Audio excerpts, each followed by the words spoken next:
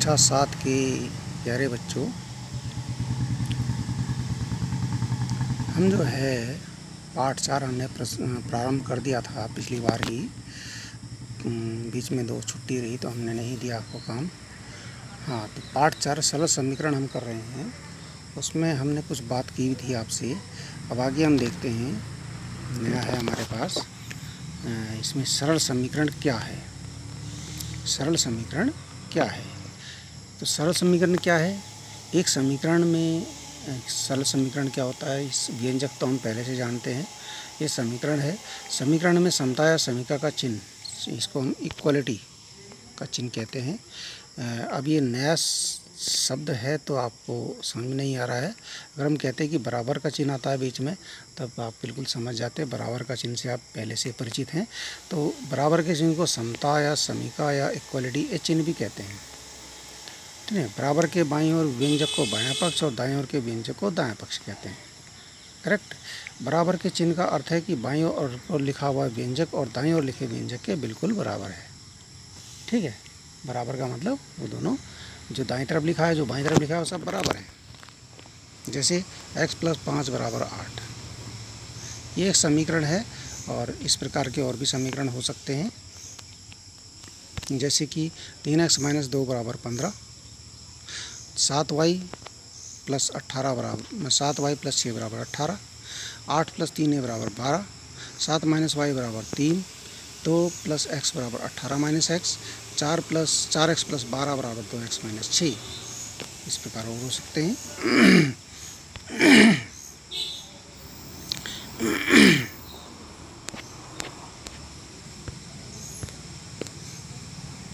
इनमें जो है आपका left hand side, right hand side भी हो सकता है। देखिए, 3x - 2 आपका क्या है? लेफ्ट हैंड साइड है। जो बाईं तरफ है उसको हम लेफ्ट हैंड साइड यानी LHS बोलते हैं। और जो दाईं तरफ दायां पक्ष है उसको हम राइट हैंड साइड, दायां मतलब राइट हैंड, दायां हाथ राइट हैंड, तो राइट हैंड साइड ही बोलते हैं। और इस दूसरा समीकरण है 7y + 6 = 18 है। तो 7y + 6 जो है ये आपका LHS है, यानी कि दायां पक्ष है, बायां पक्ष है। और दायां पक्ष है आपका 18, इसको हम RHS भी बोलते हैं। इसी प्रकार दूसरे में 8 + 3a LHS यानी बायां पक्ष है, और 12 इसका दायां पक्ष है, इनके RHS है। अगले में 7 - y आपका बायां पक्ष यानी लेफ्ट हैंड साइड है, और 3 आपका दायां पक्ष यानी कि राइट हैंड साइड है। इसी प्रकार इसमें ये आपका बायां पक्ष है, LHS कहेंगे इसको। LHS का 2 + x है, और राइट हैंड साइड यानी RHS आपका 18 - x। ठीक है। इस प्रकार से आप इसको देख सकते हैं। ये सभी क्या है? समीकरण है। बराबर के बाईं ओर का भाग दायां पक्ष और दाईं ओर के भाग को दायां पक्ष कहते हैं। लेफ्ट हैंड साइड और राइट हैंड साइड भी कहते हैं, RHS। आगे हम इसी का प्रयोग करेंगे, LHS और RHS का। ठीक है। आप ध्यान रखेंगे, LHS मतलब बायां पक्ष और RHS मतलब दायां पक्ष। तो आगे हम इसी को प्रयोग करेंगे, LHS और RHS को। ओके, आगे बढ़ते हैं। अब देखिए, और इसमें क्या बात है। समीकरण 4x + 5 = 45 है। ये हमने लिखा है, तो इसको हम ऐसे भी लिख सकते हैं, 45 = 4x + 5। हम ऐसा कर सकते हैं, पूरा का पूरा बायां पक्ष को दायां पक्ष में और दायां पक्ष को बायां पक्ष में कन्वर्ट कर सकते हैं। पूरा का पूरा, अगर सारा का सारा उठाना हो तो ऐसे ही उठा सकते हैं। 45 को हमने बायां पक्ष बना दिया, जो दायां था, और जो बायां था 4x + 5 उसको हमने दायां पक्ष बना दिया। पूरा का पूरा उठा सकते हैं। ठीक है ना? पूरा का पूरा, आधा नहीं। ये नहीं कि आप 5 उठाया उधर से, केवल 5 ही 5 उठाया। 4x + 5 पूरा उठा के हम कर सकते हैं। ऐसे ही 4x + 12 = 2x - 5 को हम 2x - 6 = 4x + 12 भी लिख सकते हैं। इसको हमने दाएं पक्ष को बाएं तरफ डाल दिया, बाएं पक्ष को दाएं तरफ डाल दिया। ठीक है ना? इसी प्रकार 18x + 9 = 5x + 2x को 5 + 2x = 18x + 9 भी लिख सकते हैं। इससे समीकरण के हल में कोई भी हल प्रभावित नहीं होता, यानी कि परिणाम में कोई परिवर्तन नहीं होता। समीकरण वैसा का वैसा ही रहता है, कोई प्रभाव नहीं पड़ता है। अच्छा, अब है समीकरण बनाना। कोई कथन हमें दिया है, कुछ कोई कह रहा है, तो उसका हम समीकरण कैसे बना सकते हैं, है ना। जैसे सुरेश रमेश से कहता है कि एक संख्या सोचो, उसमें 10 का गुणा करो, फिर परिणाम में से 6 घटाओ, अब क्या बचता है। अब वो पूछता है कि क्या बचता है, अब क्या बचता है। रमेश बताता है कि 54 बचा। अब सुरेश कहता है कि रमेश द्वारा सोची गई संख्या 6 थी। तो उसने भी किसी समीकरण द्वारा ही इसको ज्ञात किया। अब ज्ञात कैसे किया तो बाद में बताएंगे, लेकिन समीकरण क्या प्रयोग किया, कैसे समीकरण उसने बनाया होगा, ये हम चर्चा कर सकते हैं यहाँ पर। देखिए यहाँ पर इसमें, ठीक है, इसमें देखा जाता है अज्ञात। यहाँ अज्ञात की अवधारणा, अज्ञात आपको समझना पड़ेगा कि इसमें अज्ञात क्या है, कौन सी चीज़ है जो अज्ञात है, जिसका हमें पता ही नहीं है, जो ज्ञात ही नहीं है। देखिए हमारे कथन में जो संख्या पूर्ण रूप से अज्ञात होती है उसे हम मान लेते हैं, और उसे हम कोई भी चर मानते हैं। कोई भी चर, जैसे कि x, y, z, a, b, c, d, p, q, r, m, n, जो भी ABCD हमारी है, उससे हम उसे प्रदर्शित करते हैं चर को। तो कोई भी चर मान लेते हैं। जैसे रमेश ने क्या संख्या सोची, यह हमें नहीं पता, शुरुआत वही अज्ञात है कि रमेश ने सोची क्या संख्या थी। बाकी तो निकल जाएगा, अगर हमें पता चल जाए कि क्या संख्या सोची थी, हम गुणा भी कर लेंगे, जोड़ भी लेंगे, घटा भी लेंगे, सब कर लेंगे। लेकिन सबसे पहले ये पता होना चाहिए कि संख्या क्या सोची थी, है ना। तो संख्या जो सोची थी वही अज्ञात है ना। तो हम मान लेंगे कि माना जो सोची गई संख्या वो x है, ठीक है ना। अर्थात उसने संख्या क्या मानी, x सोची उसने। अब x में जो है, उसने बोला 10 में 10 का गुणा करना, तो x में 10 का गुणा कर दिया, हो गया 10x। फिर उसने कहा जो आएगा उसमें 6 घटाना है, 6 घटाया, 10x में 6 घटाया, 10x ऋण 6। अब ये 10x ऋण 6 ही लिखेंगे, 10x में से 6 घटा के 4x नहीं लिखेंगे, क्योंकि 10x क्या है, अलग प्रकार की संख्या है, और 6 एक अलग प्रकार की संख्या है। 10x एक चर वाली संख्या है और 6 अचर संख्या है, तो घटेगा नहीं, तो 10x ऋण 6 ही रहेगा। अच्छा, ये 10x ऋण 6 हो गया। अब शेष बचा, उसने क्या बताया लास्ट में, क्या बचा था, 54। तो समीकरण क्या बना, 10x ऋण 6 = 54। ओके, ठीक है। आगे और कथन देखते हैं। इसी प्रकार कुछ कथन है हमारे पास, सिंपल कथन हमने ले रखे हैं। आप देखते हैं, आपको कुछ प्रैक्टिस के लिए बहुत सारे कथन ले रखे हैं हमने। देखो, किसी संख्या से 6 घटाने पर 3 प्राप्त होता है। किसी संख्या से 6 घटाने पर 3 प्राप्त होता है। अब किसी संख्या जो है ये अज्ञात है, तो माने वह संख्या y है। y में से 6 घटाने पर 3 प्राप्त होता है। किसी संख्या को हमने मान लिया ना कि वो y है, तो y में से 6 घटाने पर 3 प्राप्त होता है, तो y में 6 घटाने पर y - 6 प्राप्त होता है। लेकिन कथन कह रहा कि 3 प्राप्त होता है। y में से 6 घटाने पर तो हमें y - 6 प्राप्त होता है, लेकिन हमारा कथन कह रहा है कि 3 प्राप्त होता है। समीकरण बन गया फिर, इसलिए समीकरण ये और ये, इसलिए जो y - 6 जो प्राप्त होता है और जो कथन कह रहा 3 प्राप्त होता है, दोनों चीज़ बराबर है। कथन कह रहा है कि y - 6 प्राप्त होता है, नहीं सॉरी, हम कह रहे हैं कि y में से 6 घटाने पर y - 6 प्राप्त होता है, और कथन कह रहा है कि 3 प्राप्त होता है, ठीक है ना। तो इसका मतलब जो हम कह रहे हैं और जो कथन कह रहा है, दोनों बात बराबर हैं। तो y - 6 = 3 ही आपका समीकरण है। आगे बढ़ते हैं। एक संख्या में 3 जोड़ने पर 18 प्राप्त होता है। एक संख्या में 3 जोड़ने पर 18 प्राप्त होता है। तो माना संख्या, क्योंकि ये संख्या अज्ञात हो गई, अब एक संख्या लिखा तो अज्ञात है, माना संख्या l है। अब उसने कहा l में 3 जोड़ने पर 18 प्राप्त होता है, क्योंकि अब एक संख्या की जगह l हो गया। l में 3 जोड़ने पर 18 प्राप्त होता है। अब l में 3 जोड़ने पर हमें क्या प्राप्त होता है, वो l + 3 प्राप्त होता है। क्या प्राप्त हो रहा हमें, l + 3 प्राप्त होता है। l + 3 ही रहेगा वो, है ना। लेकिन जो कथन कह रहा है, 18 प्राप्त होता है, 18 प्राप्त होता है। तो समीकरण क्या हो गया, l + 3 = 18। आगे देखिए, एक संख्या से 4 कम 10 है। एक संख्या से 4 कम 10 है। 4 कम, ये एक नया शब्द आ गया, 4 कम। अब एक संख्या है तो वो संख्या तो हो गई आपकी अज्ञात। मान लिया जाए माना हुआ संख्या r है। माना हुआ संख्या क्या है? r है। अब है r से 4 कम 10 है। भाई r से 4 कम तो क्या होगा? 4 कम यानी कि 4 घटाना, 4 कम कर लेना, मतलब किसी भी संख्या से 4 कम कर लेना। अब बोले हम कि आपके पास 15 रुपये हैं, उसमें से 4 कम हो गए, 4 कम कर लिए तो 11 रुपये हो। 11 हम 15 में से 4 गए 11, 4 घटाए ना। किसी से भी 4 कम करना मतलब घटा लेना। तो यही है r से 4 कम यानी r ऋण 4। क्या हो गया? r ऋण 4। ठीक है ना। r से 4 कम तो r ऋण 4 हुआ, लेकिन वो कह रहा 10 होता है, वो कह रहा 10 है। भाई कथन कह रहा 10 है और वैसे r ऋण 4 है, तो इसका मतलब r ऋण 4 बराबर 10। ये समीकरण है। समझ में आ रहा है आपको? समझ में आ रहा होगा। फिर उसने अगला कथन है एक संख्या और 3 का योग 7 है। एक संख्या और 3 का योग 7 है। अब देखो एक संख्या, फिर वही एक संख्या आ गई, एक संख्या हो गई आपकी अज्ञात। माना संख्या p है। देखिए चर में हम कुछ भी मान सकते हैं संख्या को। हमने x भी मान लिया, p मान लिया, l मान लिया, जो चाहे आप मान सकते हैं। माना संख्या p है। अब उसने कहा, अब क्या हो गया? ये p हो गई। p और 3 का योग 7 है, यानी p और 3 का योग 7 है।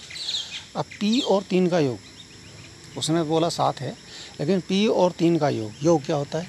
जोड़ना, यानी प्लस। p प्लस 3, p और 3 का योग है p प्लस 3। क्या भाई? p और 3 का योग कितना होता है? p plus 3। लेकिन ये कह रहा है योग 7 है और हम कह रहे हैं कि p प्लस 3 है। कथन कह रहा है कि 7 है, तो दोनों बात बराबर हो गई। p प्लस 3 बराबर 7, दोनों की बात मान लेते हैं। अपनी बात भी मान ली और कथन की भी मान ली। अपनी p प्लस 3 और कथन का 7, p प्लस 3 बराबर 7। ये समीकरण, दोनों की बात को बराबर बराबर मानना ही आपका समीकरण है। अब देखिए एक संख्या का 4 गुना 20 होता है। संख्या का 4 गुना 20 होता है ना।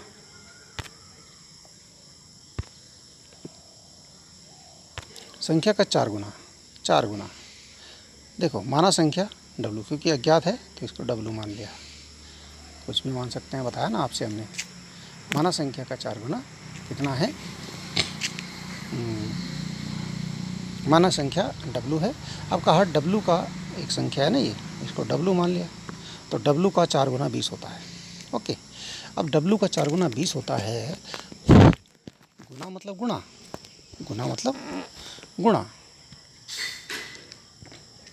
अब w का 4 गुना, w का 4 गुना यानी w गुणा 4, w गुणा 4। ये गया 4 की गुणा w में करेंगे तो 4w हो जाएगा। 4 गुणा w में 4w। अब 4 से हम w बार पढ़ा तो पढ़ नहीं सकते, क्योंकि w तो एक चर है, पता नहीं कितना होगा इसका मान। वो तो बाद में अगर जब मान पता चल जाए तो हम पढ़ सकते हैं। 4 दूना 8, 4 तिया 12, 4 चौक 16, 4 पन्ने 20, जितनी बार भी होगा। लेकिन यहाँ तो w है और w है तो 4w ही लिखेंगे। तो w का 4 गुना 4w होता है, लेकिन ये कह रहा है 20 होता है। कथन कह रहा है कि 20 होता है, 20 हो गया, यानी 4w बराबर 20। दोनों की बात मान ली हमने, कथन की भी और अपनी भी। हो गया। आगे देख लीजिए। एक संख्या से 12 अधिक 22 है। एक संख्या से 12 अधिक, ये शब्द आया अधिक, वहाँ कम आया था शब्द, यहाँ अधिक आ गया। तो माना संख्या x है, यहाँ भी अज्ञात संख्या को हमने x मान लिया, यहाँ आ गया x से 12 अधिक 22 है, यानी x से 12 अधिक 22। ओके। अब x से 12 अधिक 22 है, ये तो कह रहा है कथन, लेकिन x से 12 अधिक हमारा कितना है? x प्लस 12 है।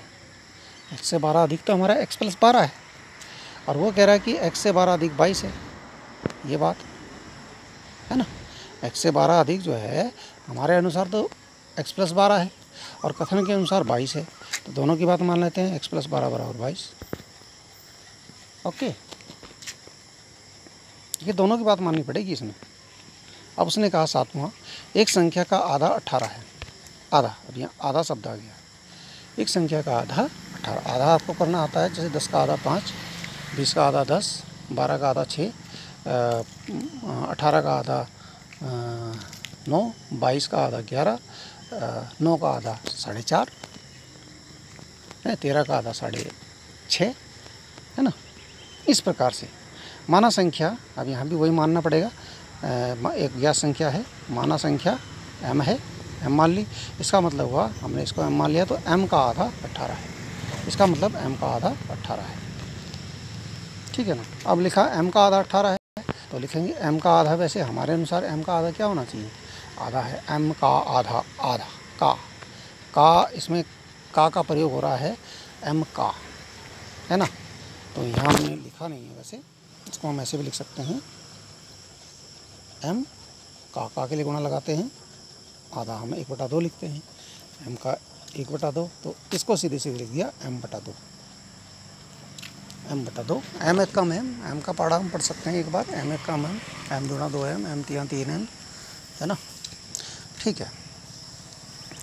तो m/2, अब m का आधा तो m/2 होता है हमारे अनुसार, लेकिन कथन के अनुसार 18 होता है, हमारे अनुसार तो m का आधा m/2 होता है और कथन के अनुसार m का आधा 18 होता है, तो दोनों की बात मान लेते हैं, m का आधा m/2 बराबर 18, ये आपका समीकरण बन गया। ऐसे बन रहा है समीकरण। अच्छा, एक संख्या का 3/4 24 है, ओके, एक संख्या का 3/4 24 है, ठीक है ना, 3/4। फिर वही बात आ गई, माना संख्या y, क्योंकि यहाँ भी ये अज्ञात है, माना संख्या y है, तो इसका मतलब y का 3/4 24 है, y का 3/4 24 है, ये हमने लिख दिया कि y का 3/4 24 है। अब y का 3/4, अब का की जगह गुणा आ गया, 3/4 होता है 3/4, 3/4 क्या होता है 3/4, तो y का तो 3/4 हो गया, y गुणा 3/4, हमने गुणा कर दी, 3 का y का पढ़ा 3 बार पढ़ दिया, y तिया 3y, 3y/4, है ना। तो y का 3/4 होता है 3y/4, ठीक है ना। और वैसे कथन के अनुसार 24 होता है ना, हमारे अनुसार तो आया y का 3/4 3y/4 और कथन के अनुसार आया 24, तो दोनों की बात मान लेते हैं, 3y/4 बराबर हो गया 24। ओके, आप कह रहे होंगे कितने कथन रख रखे गुरु जी ने, अभी और भी हैं, देखिए। हाँ, अब ये देखिए, इसने लिखा, अभी थोड़ा सा अलग सा आ गया और बड़ा सा आ गया कि x के 3 गुने और 11 का योग। देखो, अब x का 3 गुना भी हो गया और 11 भी और साथ में जुड़ रहा है, 3 का गुना भी करना पड़ रहा है और 11 और जोड़ना पड़ रहा है, तब आया 32। देखिए, इतनी बातें आ गई, है ना। अब x का 3 गुना, अब यहाँ पर माननी नहीं है संख्या, क्यों नहीं माननी, यहाँ पर माना संख्या x नहीं लिखनी, क्योंकि x तो वहाँ दे रखा है, x का 3 गुना, और संख्या इन्होंने दे रखी है, माना x, तो x का 3 गुना, x का 3 गुना क्या होगा, x का लिखा ना, का 3 गुना 3, x गुणा 3, यानी कि x की 3 बार पढ़ा पढ़ो, x दिया 3x, सिंपल, x का 3 गुना 3x होता है। फिर कहा और 11 का योग, 3x और 11 का योग, 3x और 11 का योग, 11 32 होता है, लेकिन हमने क्या किया, 3x और 11 का योग यानी जोड़ना है, 3x और 11 को जोड़ना है। जोड़ेंगे कैसे, 3x धन 11, अब 11 और 3 14 मत करना, क्योंकि 3x एक अलग प्रकार की संख्या है और 11 एक अचर संख्या है। 3x एक चर है, x के उसमें चर उसके साथ है, तो 3x + 11 ही रहेगा, ये मत 14x मत कर देना इसको। हाँ, भेड़ बकरी को मत जोड़ देना कि अब मान लिया तुम्हें कहा कि तुम्हारे पास कितनी गायें हैं, तो तुम्हारे पास गाय 4 हैं और बकरी आपके पास 3 हैं, तो आप कहो 4 और 3 7 गायें हैं जी, तो 7 गाय तो हुई नहीं भाई, 4 गाय और 3 बकरी हुई ना, है ना, 4 गाय + 3 बकरी हुई, है ना। अब ये नहीं कहेंगे आपकी 7 गाय या 7 बकरी हो गई, तो बस वही बात हो रही है यहाँ पे, 3x है और 11 है, ये गाय बकरी वाली बात है। तो 3x अलग प्रकार की संख्या है और 11 अलग प्रकार की संख्या है, इसलिए आप उसको ऐसे 14 नहीं करेंगे, 3x + 11 ही रहने देंगे। तो चलो, यहाँ तक की बात होगी। हाँ, अब उसने कहा x के 3 गुना 11 का योग 32 है, यानी x का 3 गुना 3x हो गया 3x और 11 का योग 32 है, ये लिख रहा है, और हमारा आया 3x और 11 का योग 3x + 11, और वो कह रहा है 32 है ना। तो दोनों बातों को मान लेते हैं। 3x + 11 = 32 बन गया समीकरण। चलो आगे बढ़ते हैं। अब देखिए, यदि किसी संख्या के 6 गुने में से आप 5 घटाएं तो 7 प्राप्त होता है। यदि किसी संख्या के 6 गुने में से 5 घटाएं, अब किसी संख्या की बात आ गई, यहाँ कुछ मान दिया नहीं, ये भी अज्ञात हो गई, तो माना संख्या n। अब यहाँ देखिए, यहाँ लिखेंगे हम n के 6 गुने में से आप 5 घटाएं तो 7, n के 6 गुने में से आप 5 घटाएं तो 7 प्राप्त होता है। तो n का 6 गुना का की जगह गुणा हो गया 6n, 6n, n 6 का 6n। अब उसने कहा 6n में से 5 भी घटाना है। अभी 6n में से 5 घटाएं, 6n में से 5 घटा दिया, 6n ऋण 5। अब 6n में से 5 घटाने पर 7 प्राप्त होता है, ये बोला इसने। लेकिन हमें क्या, हमारा जो हमने जो लिखा 6n में से 5 घटाने पर 6n ऋण 5 प्राप्त होता है। अब वही बात आ गई, 6n ऋण 5 ही रहेगा, कहीं 6n ऋण 5 में आप एक n मत कर देना कि 6 में से 5 घटाया 1 बचा, ठीक है ना, ऐसा नहीं होगा, ठीक है। तो 6n ऋण 5 प्राप्त होता है, परंतु कथन कह रहा है कि 7 प्राप्त होता है। तो हमारा वही दोनों की बात मान लेते हैं, इसकी भी और इसकी भी। तो समीकरण बन गया 6n ऋण 5 = 7। इसके बाद लिखा m का 1/4 7 से 3 अधिक है। m का 1/4, अब m का 1/4 यहाँ मानने की ज़रूरत नहीं है, m दे रखा है। m का 1/4 m गुणा 1/4 m/4। m का 1/4 7 से 3 अधिक है, ये लिख रहा है। लेकिन हम कह रहे हैं m का चौथाई तो m/4 होता है, वो कह रहा है 7 से 3 अधिक होता है। 7 से 3 अधिक कितना होता है भाई, बराबर कर लेते हैं फिर। m/4 = 7 से 3 अधिक, 7 से 3 अधिक 7 + 3, m/4 = 7 और 3 10। ये आपका समीकरण बन गया। इसके बाद एक 12वां भी हमने माना है, किसी संख्या की 1/3 में 5 जोड़ने पर z प्राप्त होता है, सॉरी 8 प्राप्त होता है। एक संख्या के 1/3 में 5 जोड़ने पर, अब मान लेते कि संख्या z है। अब हम लिखेंगे z के 1/3 में 5 जोड़ने पर 8, z के 1/3 में 5 जोड़ने पर 8 प्राप्त होता है, ये कथन कह रहा है। अब z का 1/3 कितना होगा, z गुणा 1/3 और हो गया z/3। 1/3 होता है 1/3, 1/4 1/4, 3/4 3/4, है ना, इस प्रकार से, और आधा 1/2, है ना। तो z का 1/3 होता है 1/3, तो z का 1/3 z गुणा 1/3, तो हो गया z/3। और z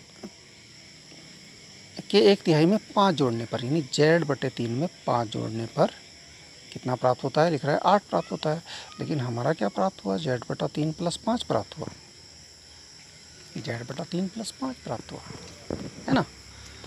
5 जोड़ने पर तो z/3 + 5 प्राप्त हुआ, और वो कह रहा है कि 8 प्राप्त होता है। तो दोनों बातों को हम बराबर कर देते हैं, ये समीकरण हो गया।